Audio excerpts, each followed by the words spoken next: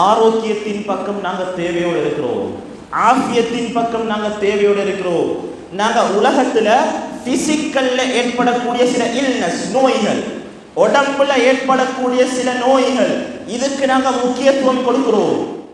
காய்ச்சல் வருகிறா, sugar பேஷண்டா, cholesterol இருக்குதா, அல்லது அவருக்கு வேற வேற மிக பாரதூரமான உடலியல் ரீதியான நோய்கள் இருக்குதா, இதுக்கு நாங்கள் இம்பார்ட்டன்ட் கொடுக்குறோம்.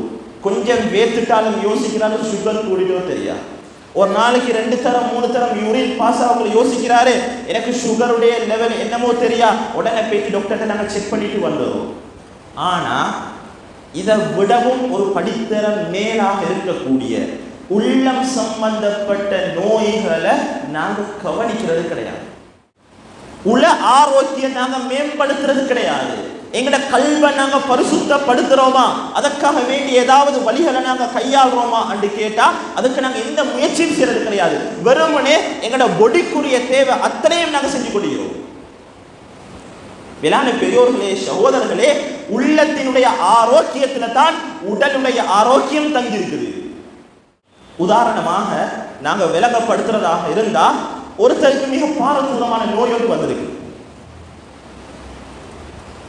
அந்த நோயோடு அவர் வாழ்றாரு, சிரமப்படுறாரு. ஆனா அவருடைய உள்ளம் இருக்குதானே, இந்த உள்ளம் அல்லாஹ்வோட நேரடி தொடர்போட இருக்குது, ஈமானால நிறைக்கப்பட்டிருக்குது, உள்ளம் ஆரோக்கியமாகுது. ஆனா குறை எங்க தெரியுமா? உடல்ல குறையோடு இருக்கிறாரு.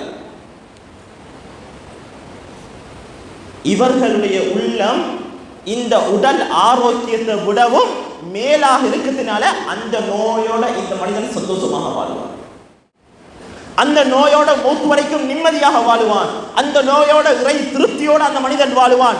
அந்த நோயோட அவனால என்ன எல்லாம் சாதிக்க முடியுமோ அத்தனை சாதனைகளையும் அவன் நிலைநாட்டுவான். நீங்க சமூகத்துல சமூக வலைத்தளங்களை நாங்க பார்க்கலாம், 2 கால்களும் இல்லை, 2 கைகளும் இல்லை, ஆனா நோபல் பரிசு பெற்றவர்கள் இருக்கிறாங்க. தன்னை வேலையை தானாலே செய்ய முடியாது, ஆனா யூனிவர்சிட்டிக்கு எடுப்பட்டு கேம்பஸ் முடிச்சு பிஎஸ்சி முடிச்சு டாக்டர் ஆகின பெண்கள் ஆண்கள் இருக்கிறாங்க சமூகத்துல. இவங்களோட எது ஸ்ட்ராங் தெரியுமா? உடல் இல்லை, இவங்களோட மைண்ட், இவங்களோட உள்ளம் ரொம்ப ஸ்ட்ராங் ஆனது. சஹாபாக்கள் அவ்வளவு அடிபட்டு, அவ்வளவு ஏச்சிப்பட்டு, அவ்வளவு உணர்வு பூர்வமாக தாக்கப்பட்டு எதனால உறுதியாக இருந்தாங்க தெரியுமா? அவருடைய உள்ளத்துடைய ஸ்ட்ராங் ஆனது.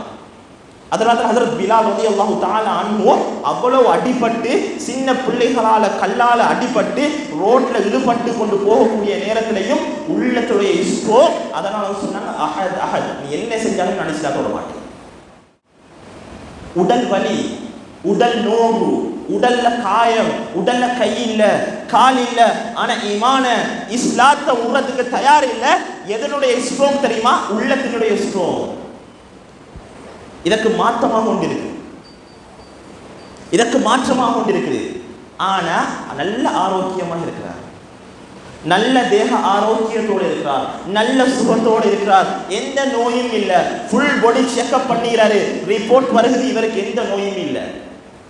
ஆனா ஈமான்ல குறைபாடு, உள்ளத்துல குறைபாடு, நம்பிக்கையில குறைபாடு. இவர் எப்படி இருப்பார் தெரியுமா? சின்னோரு பிரச்சனை வரக்குள்ள டக்குன்னு உடைஞ்சிருவார், நோய் இல்லாம ஒரு நோயாளியாக மாறிவிடுவார். என்ன காரணம் தெரியுமா? உள்ளத்தினுடைய உறுதி இல்லை, உள்ளத்தினுடைய ஆரோக்கியம் கிடையாது. மேலான பெரியோர்களே, சகோதரர்களே, உள்ளம் பதன்படுத்தப்பட்ட ஒரு சமூகமாக நானும் நீங்களும் மாறும்.